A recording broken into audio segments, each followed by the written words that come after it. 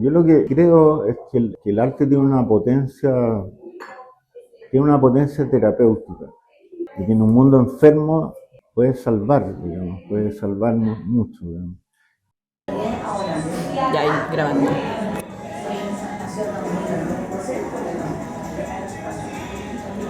Está como muy cerca, no nos vamos a ver nosotros.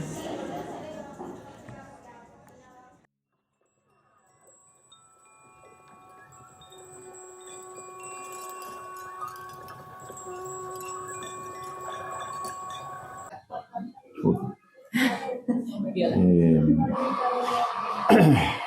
no, la verdad es complicado definir esa palabra, ¿no? O ese oficio, ¿no? Pero podría decir como tres ideas que son inherentes a la práctica artística, teniendo presente que una aproximación, no una definición. Lo primero es que el arte es, eh, es un pensamiento, ¿ya? O es un conocimiento que tiene que ver sí o sí con la materia, ¿ya? O sea, el arte, si hay algo de lo que no puede prescindir en todas sus manifestaciones, es de la materia, ¿ya? Y eso lo distingue, por ejemplo, del pensamiento puramente conceptual, por ejemplo, la filosofía o qué sé yo, cualquiera de esos discursos. Es una cosa. Bueno, la otra cosa tiene que ver con lo primero, que es importante subrayar que es un conocimiento, porque que es un saber, digamos, ¿ya? Porque se tiende o se tendía, tal vez, ahora creo que hay un poco más de conciencia, no lo sé. No sé si tanto, en realidad, aquí tanta conciencia. Pero se tiende a pensar el arte como algo como que es un decorado, como que es un decorado de la existencia o de la vida, como que es algo que se hace los domingos, que algo de lo cual se puede prescindir, por supuesto, y algo que no es importante, o sea, algo que se opone al trabajo serio, digamos, que el que de verdad vale, y en términos de conocimientos también se opone al conocimiento serio, digamos que son las ciencias duras, por ejemplo, lo que llaman las ciencias duras o positivas, digamos, la física, la química, qué sé yo. Y por otro lado, para cerrar, es un saber material que eh, es muy potente porque hace que no solo los artistas, sino que también las personas que se acercan a una obra artística como lectores, como observadores, eh, se produce en la experiencia estética que es, como te digo, la del productor o la del consumidor, ¿ya? Para ocupar palabras de negocios. eh, la experiencia estética es muy rica porque es muy compleja y porque hace que se desaten, por decir así, en el sujeto que tiene esta experiencia estética, como todas sus facultades, ¿ya? Se desplieguen o se desarrollen todas sus facultades. A diferencia de otras disciplinas, otros oficios, donde solo está activa como una parte del ser humano, ¿ya? Como por ejemplo, no sé, oficios mecánicos o técnicas mecánicas, como por ejemplo trabajar, no sé, en una caja, en un supermercado, que son cuestiones mecánicas que es imposible que la persona que las realiza logre realizar a su vez su humanidad, por decirlo así, o realizar todas sus facultades. Pero también se puede pensar de un científico que se preocupa, no sé, como la ciencia también está hiper especializada, los científicos se dedican a estudiar cosas muy puntuales, de manera muy intensa, digamos, y están toda la vida, digamos, en esa parcela exclusiva del conocimiento que desde el punto de vista de la realización de la persona les ayuda a desarrollar, ¿no es cierto?, solo un ámbito de todas las potencias que tiene el ser humano, ¿ya? Por ejemplo, no el de la sensibilidad, ¿ya? Eso es bien.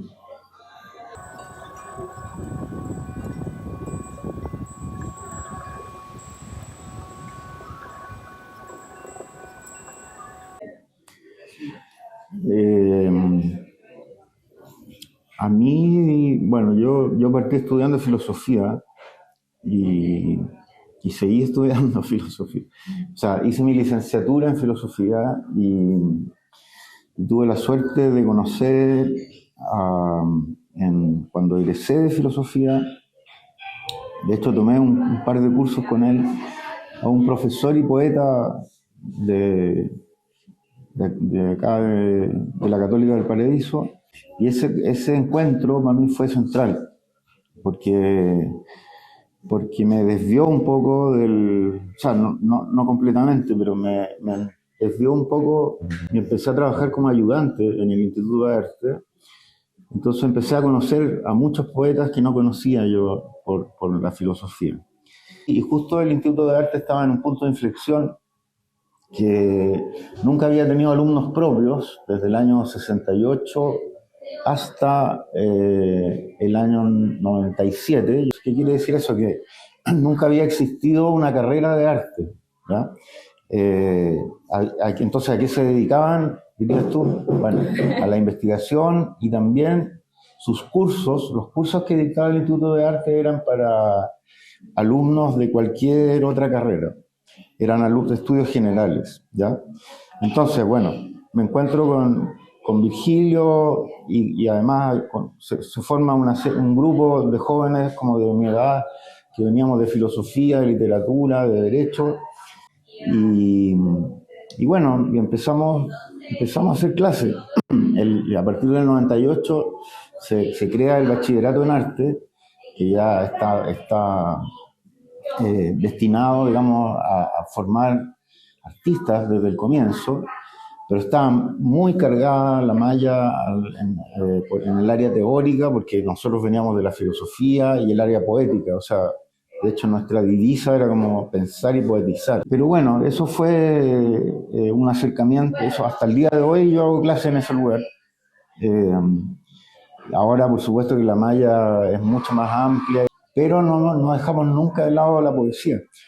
De hecho, tenemos un curso muy importante que es de esa época, un primer año, que se llama Lectura de Poetas, se llama igual, y lo hacemos 4 profesores de ese curso. 4 profesores con todo primer año en un taller grande, y leemos poesía, básicamente. Leemos y comentamos a poetas de distintas épocas, desde Homero hasta un poeta contemporáneo, ¿ya?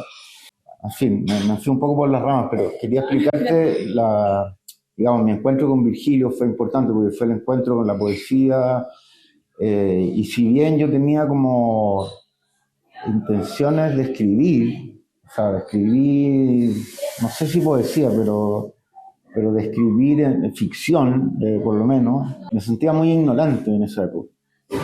Muy ignorante, todavía me siento, pero yo creo que producto de ese miedo seguí estudiando, ¿entiendes? No, no me atreví como a lanzarme en la ficción. Entonces hice un doctorado en filosofía, pero con mención en estética. O sea, siempre no me salí del estar enfocado en el estudio del arte, porque ese era mi asunto. Pero siempre era desde la perspectiva del que estudia el arte, no desde de la perspectiva del que lo produce. Hasta que hace poco tiempo empecé a escribir, y quiero llegar a esto porque esto para mí ha sido lo más potente en términos de cómo me ha impactado el arte a mí, que es la escritura de ficción, digamos, que es lo que voy a publicar ahora en unos meses, que es una novela que se llama La Iniciación, y que es mi iniciación también en términos de escritor, digamos, ya no solo porque lo mío eran artículos, digamos, y bueno, las tesis que tuve que hacer, que enormes, digamos, y siempre eran estudios, aunque siempre como estaba muy vinculado a la lectura de poesía y al arte en general, siempre en esos artículos y en esos estudios me preocupé de trabajar el lenguaje, ¿ya?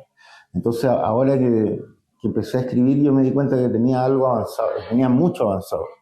No preocuparme tanto de demostrar cosas, sino que de demostrarlas correctamente, ¿ya? Eh, bueno, y me ha impactado de manera total, o sea, para mí el arte y ahora la producción de arte, yo siento que con esto, porque no quiero dejar de escribir, digamos, tampoco quiero dejar de escribir sobre arte, pero a escribir en ese formato que les decía antes de la entrevista, en ese formato que en realidad viene de los románticos alemanes. Schlegel creo que dice, para escribir sobre arte hay que producir una nueva obra de arte, ¿ya? O sea, ese formato es el ensayo para mí, entonces mi camino es la ficción y el ensayo, que es otro tipo de ficción, yo diría.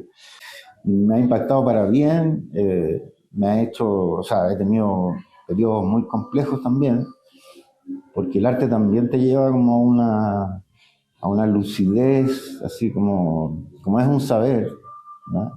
Y es un saber profundo, sobre todo la poesía y los clásicos, para mí son muy importantes los clásicos. Yo leo mucho a Homero, por ejemplo. Yo pienso que Homero está a la vuelta de la esquina, no lo siento como un poeta distante, al contrario, lo siento muy cercano.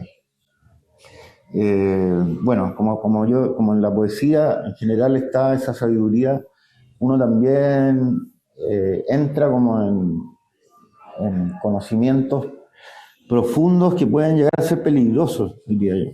Pero hay que pasar por eso, es importante. Pasar la locura. Sí, pero para mí ha sido el camino de mi realización, o sea, yo no sabría realizarme, no digo que esté realizado, no sabría intentar realizarme en otra cosa que no sea la escritura.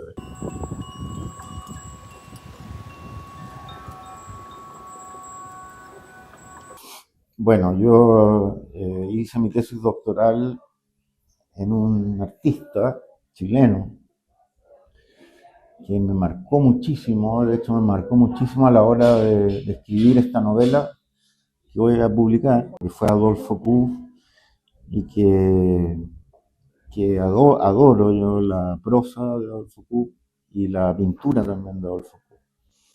Es una obra que me representa, yo diría.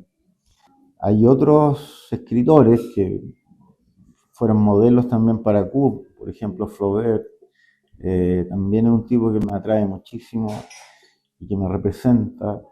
Eh, Malcolm Lowry, que es un escritor inglés, Bajo el volcán. Sobre todo esa novela, digamos, que transcurre el día de mi cumpleaños, de hecho el Día de los Muertos, en México, que es una fiesta. Con Coop se me dio mucho esa sintonía, sí, de manera muy profunda, diría yo. Sí. Eh, Tanto que no me lo pude sacar de encima al momento de escribir. Entonces hubo cosas que se me quedaron, porque yo las sentí como muy honestas, muy verdaderas, muy agudas en en el trato, digamos, no sé, de lo que podría uno llamar la belleza. ¿Sí? Pero también me representa Homero, por ejemplo, no sé, Homero Simpson, no, Homero el griego. ¿Por qué esos libros o esos poemas no han muerto? Porque han plasmado en esas obras algo que es lo máximamente universal que tú puedes plasmar.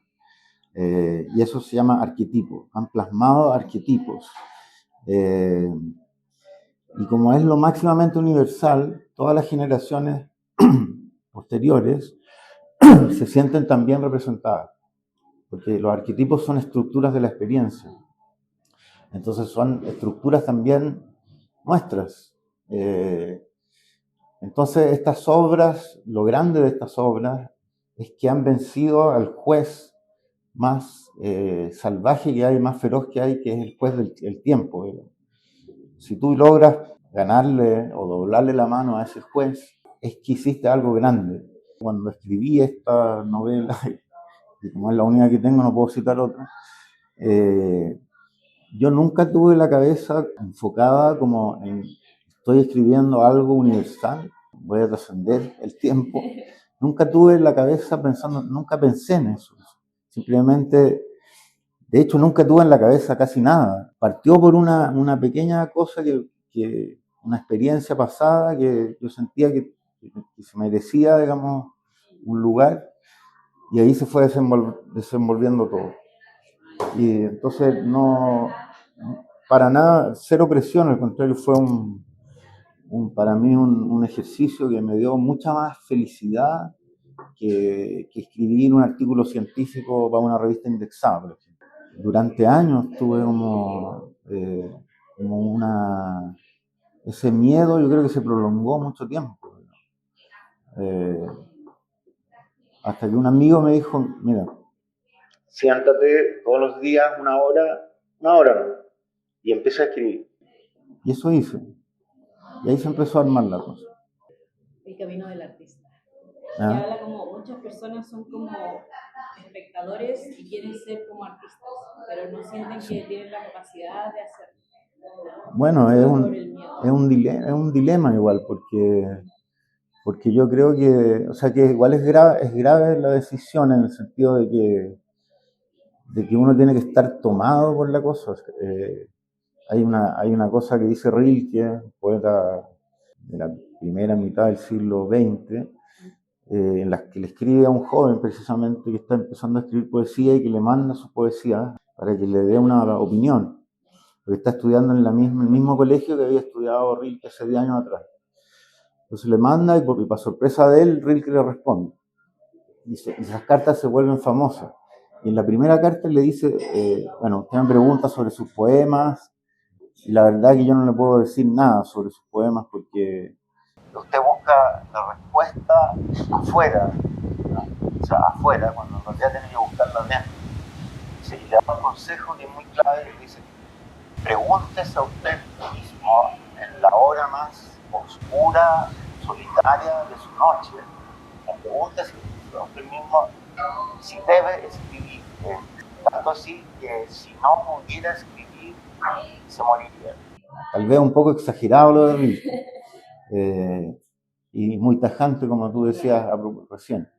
Pero yo creo que sí, que tiene que haber un compromiso muy fuerte y que a veces no es solo el miedo lo que paraliza, sino que hay gente que le encanta el arte, pero que siente que en realidad puede vivir sin crear, digamos, puede vivir consumiendo arte. La respuesta del joven poeta, del adolescente es que él se hace la pregunta y dice, no, yo puedo vivir sin escribir poesía. Él decide no ser poeta porque no siente ese compromiso. Siento que hay mucho que se puede perder como en eso, como en esa como siendo tan tajante como que, no sé, pues yo podría escribir un libro ahora y empezarlo ahora y seguirlo 10 años más. Y no es que no me importe, sino que no es prioridad en ese momento. O sea, por eso digo que puede ser muy tajante lo de Rilke, y de hecho en estos tiempos tal vez nos suena muy tajante, muy radical, muy romántico, pero el compromiso tiene que ser, o sea, tiene que ser honesto. Tiene que mantenerlo. Tiene que haber honestidad en esa apuesta. Y si no hay honestidad y no hay intensidad en esa apuesta, entonces no va a tener fuerza la obra. En el arte yo creo que es un lugar donde uno no se puede mentir a sí mismo, ¿no? Hay gente que se miente a sí mismo igual, pero en el arte uno tiene, o sea, como que queda a la vista en la obra, como la intensidad o la no intensidad de la obra, queda muy a la vista lo que está bien hecho y lo que está mal hecho, o lo que está a medias hecho, queda muy a la vista. Y como además el arte se trata de mostrar, porque uno produce, uno escribe para los demás. No tiene sentido escribir para uno mismo. Uno escribe para que otros lo lean.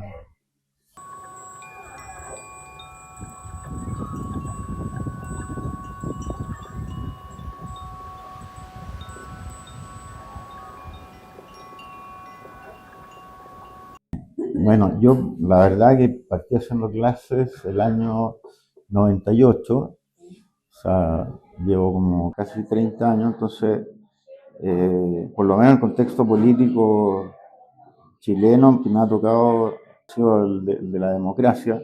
O sea, si me hubiese tocado la dictadura, por ejemplo, ahí se hubiesen dado como contrastes muy marcados. Yo creo que las nuevas generaciones son distintas a las generaciones de hace 10 años. Hace 10 años, como que la juventud cambió. Y estoy seguro que ese cambio tiene mucho que ver con la tecnología, con el mundo en el que viven, ¿no es cierto? Que es un mundo tecnológico o que es un mundo que está mediado por las redes sociales.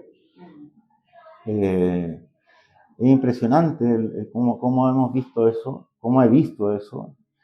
Se vuelve cada vez más difícil, por ejemplo, la lectura, que es una de las cosas que a mí me interesan mucho y que son muy importantes para la formación de cualquiera. Es un momento muy particular, el momento de la juventud, un momento muy también de apertura, de no estar moldeado o tan moldeado qué sé yo, por la vida.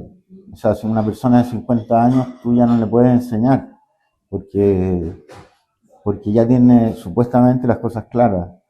Y va a ser muy difícil que uno las saque de sus ideas.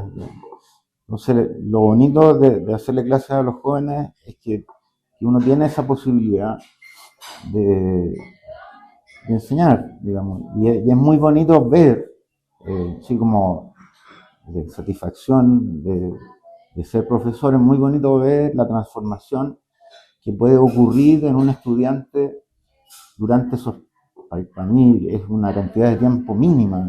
En el tiempo que yo estudié era muy largo. Ahora veo que son 4 años y que es muy corto.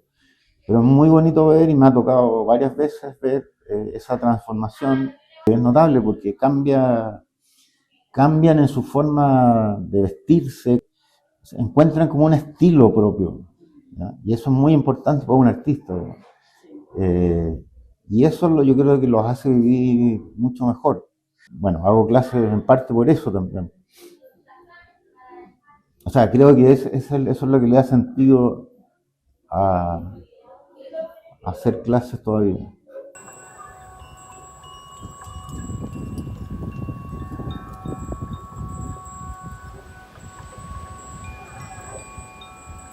Lo que pasa es que hay una, hay una idea del arte que yo creo que está equivocada y que los estudiantes vienen con esa idea ya incorporada. Es una de las cosas con las que, con las que llegan, la gran mayoría, por no decir todos. Y que es pensar el arte como un lugar de defensa de algunas causas, por ejemplo. Causas de orden político, sobre todo, social, no sé, todas esas crisis que tú nombras. Eh, entonces vienen con esa idea, vienen con una idea que yo la llamaría como contenidista del arte, como el acento está puesto en el contenido, en que la necesidad de transmitir algo y algo que sea crítico respecto de estos fenómenos que nos rodean, que hay mucho que criticar, ¿no? Eh, y lo que yo pienso que lo primero que hay que hacer con un joven que entra a estudiar arte es sacarle esa idea de la cabeza. O sea, que el arte no se juega en la defensa de causas. Ese no es el centro de gravedad del arte. El centro de gravedad del arte es el estilo, digamos.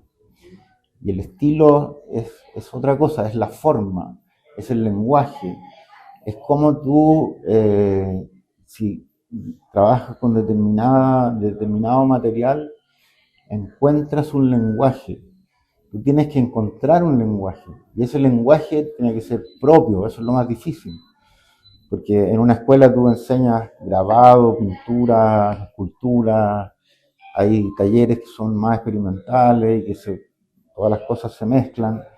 Entonces tú puedes aprender muy bien a hacer grabado, a hacer pintura, pero si no encuentras un lenguaje propio, no lo lograste. Y ese encuentro es muy difícil, porque ese encuentro no se puede enseñar. Por supuesto que no estoy apuntando solo a un arte que sea pura forma, que sea puramente formal, como por ejemplo, no sé, la pintura abstracta, por ejemplo, que yo no creo que sea puramente formal, pero igual. Pero lo central, creo yo, es darse cuenta que en el arte con lo que hay que encontrarse y aquello en lo que uno se va a representar es en ese lenguaje. Cuando digo lenguaje, trato como de distinguir entre forma y contenido, ¿ya? Un lenguaje no es pura forma tampoco, porque tiene que tener siempre un contenido, pero el centro de gravedad, insisto, de la obra y del aprendizaje del arte es el encontrar un estilo propio.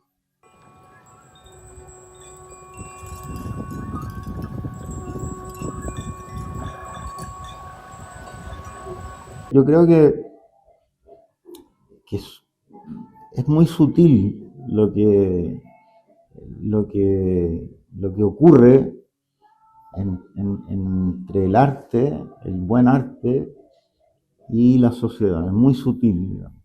Es como Nietzsche tenía una frase, pero era a propósito de la filosofía. O sea, la filosofía parece que no afectara el mundo, salvo la filosofía de Marx, que tuvo una gran incidencia en la realidad. Le dice, la filosofía es la que comanda el mundo, pero lo comanda con huellas tan sutiles como las de una paloma o una gaviota sobre la arena. Por eso, ese es un modo misterioso, diría yo, el cómo el arte, el buen arte, insisto, se relaciona con la sociedad. No es una relación de efectos inmediatos que traigan transformaciones inmediatas o soluciones inmediatas, pero si son obras que logran doblarle la mano al tiempo, de alguna manera sutil, ¿no es cierto?, transforman a las personas.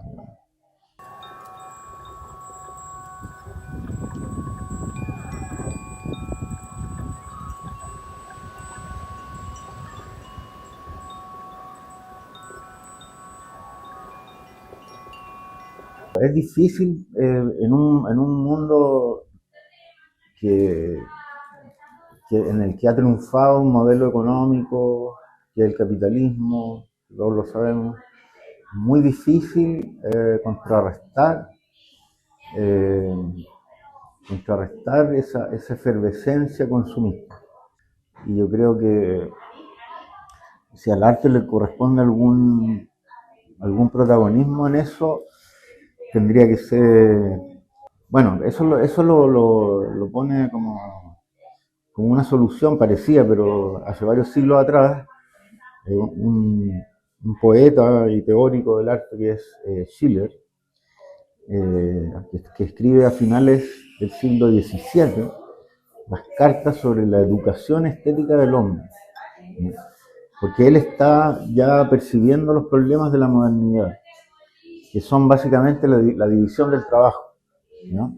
Y que un poco lo que hablábamos antes, al principio la división del trabajo hace que los individuos se desarrollen como fragmentos y no se realicen como conjuntos, ¿ya? Y él propone esta educación estética del hombre. Ahora, no dice ahí cómo implementar eso, ¿cachai? Porque, o sea, claro, porque todos se ponen o sea, cambiar el consumo de cosas por el consumo de arte. O sea, no. También el arte también se consume, también tiene un mercado. Hay mucho consumo que es sin sentido. Yo lo que creo es que que el arte tiene una potencia terapéutica. Y que en un mundo enfermo puede, puede salvar, digamos, puede salvar mucho, digamos. Eh, pero, pero la verdad que no sabría cómo decirte concretamente cómo vamos a contrarrestar esto y cómo vamos a instalar al arte como un gran modelo, digamos, de la humanidad. Eso es un poco ilusorio, sobre todo porque los estados siguen, a pesar de que no lo digan, pero siguen pensando que un poco que el arte es prescindible o que no lo valoran, digamos, como debiesen valorar. La arquitectura, la escultura, la pintura, todas las formas de poesía, el teatro, la danza. Sí. No, y la música es una de las artes eh, más increíbles de todas. Porque la música tiene eso que te estaba diciendo. La música no es contenidista, es el arte menos contenidista de todo. O sea, en la música no hay contenido, entre comillas. O si hay contenido, pero es muy menor. Lo que importa son los sonidos. Y a uno, por ejemplo, le puede gustar una canción popular, digamos, no necesariamente clásica, y estar 20 años escuchando esa canción feliz de la vida y ni siquiera y no entendiendo lo que dice, o sea, no entendiendo el contenido. Entonces la música es el modelo un poco de lo que te estoy diciendo, de dónde poner el acento cuando se piensa en el arte o cuando se va a crear una obra de arte.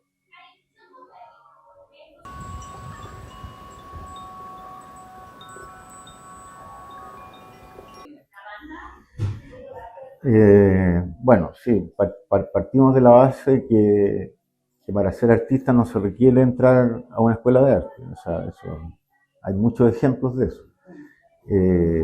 Y que por supuesto que se puede ser autodidacta. Yo le recomendaría leer mucho. O sea, le recomendaría leer y leer a los clásicos. Esa es mi gran recomendación.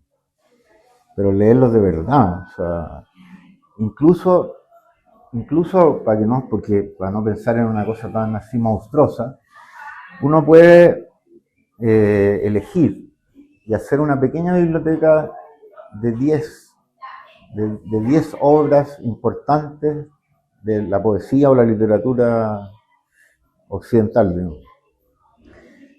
Y leerse muy bien esos 10 libros. Yo estoy seguro que con ese aprendizaje, eso te va a dar inmediatamente un piso para poder desenvolverte mucho mejor, en todos los sentidos. O sea, por ejemplo, no sé, la Odisea, Edipo Rey, la Biblia también, sobre todo los Evangelios,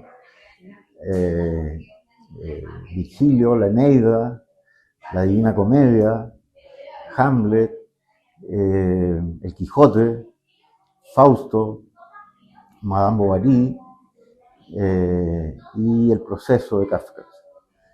Con esos 10 libros, yo te aseguro que quedan muy bien formados. Pero ahora es verdad que además que hay muchos recursos que antes nosotros no teníamos. O sea, en YouTube hay muchas cosas, pero el problema es que como no tiene los criterios para poder buscar con exactitud, eso es lo que falta. Pero hay muchas herramientas que bien ocupadas pueden dar buenos resultados. Pero eso es importante distinguir entre la información y la sabiduría, digamos. Por exceso de información que además se entrega de manera fragmentada. O sea, por ejemplo, los tiempos de Instagram son tiempos minúsculos, digamos. Entonces, en esa como vértigo de la información, en realidad uno termina no aprendiendo nada. Lo otro, la verdadera formación requiere de disciplina, de concentración, digamos. Casi como yógica, así como concentración en un solo objeto, digamos.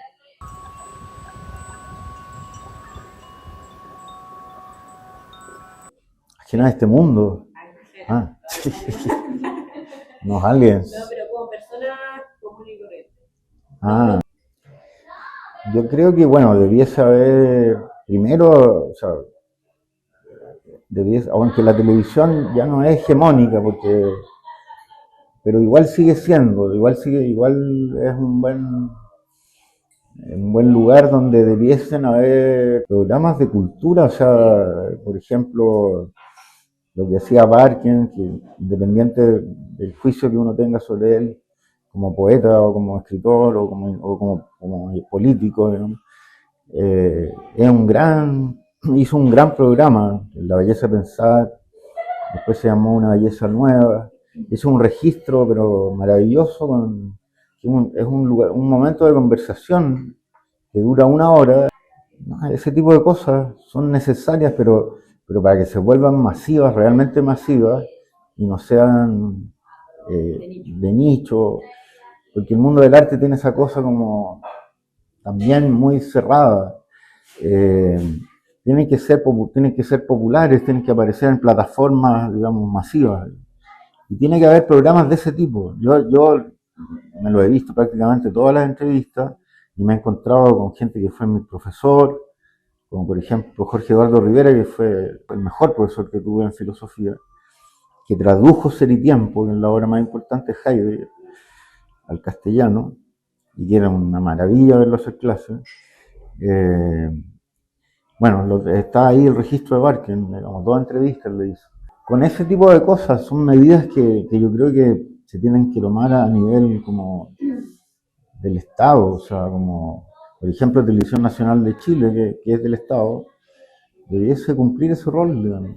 Pero yo tengo una observación respecto, que dice, hay un lugar común que es decir que el arte contemporáneo es muy enredado y que no es como para el común de los mortales.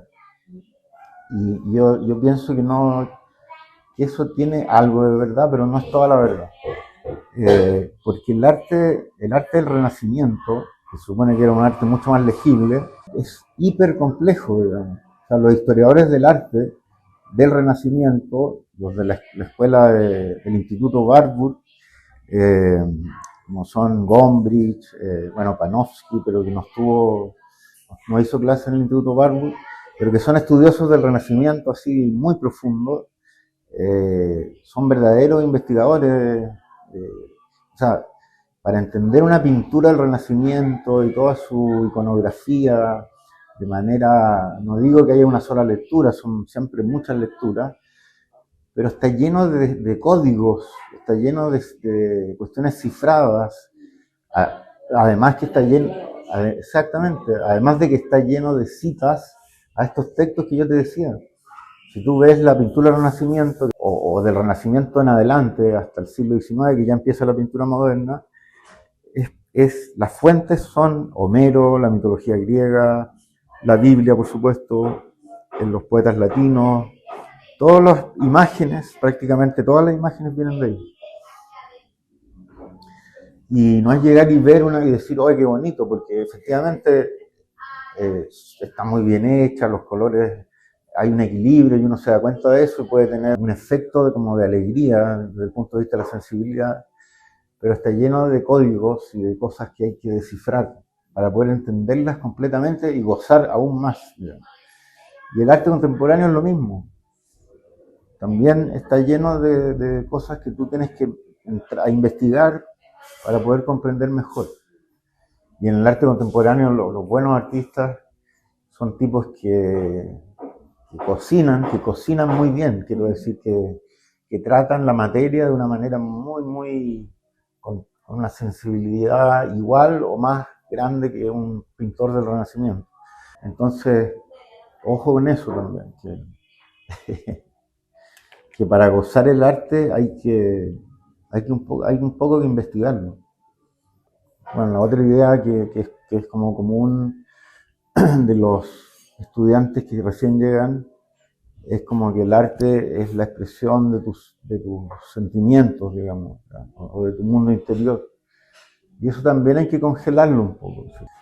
Para que lo que tú produzcas sea más universal precisamente. Porque tu mundo interior, el mundo de cada uno, no es tan importante, la verdad. Lo importante es que si en tu mundo interior hay algo que coincida con el mundo interior de los otros también. Tu mundo interior por sí solo a nadie le importa. Pero si tu mundo interior es tan monstruoso como el de Kafka, monstruoso pero a la vez en el que todos nos identificamos, porque todos leemos a Kafka y a pesar de lo loco que es, decimos, o sea, esto es lo que está pasando. Así como, ahora es muy verdadero que he podido congelar un poco esa idea para después volver sobre eso, porque uno siempre tiene que rastrear en su infancia, es muy importante eso, pero siempre con una idea más, ¿cómo decirlo?, más generosa, que es que coincida con la experiencia de los otros. Para que tu obra le vaya bien, de hecho, tiene que mucha gente sentirse representada. Y para que pase eso, tú tienes que plasmar una cuestión que sea mucho más universal que tus experiencias subjetivas. Nos dio harto material para poder Para poder reírse de mí.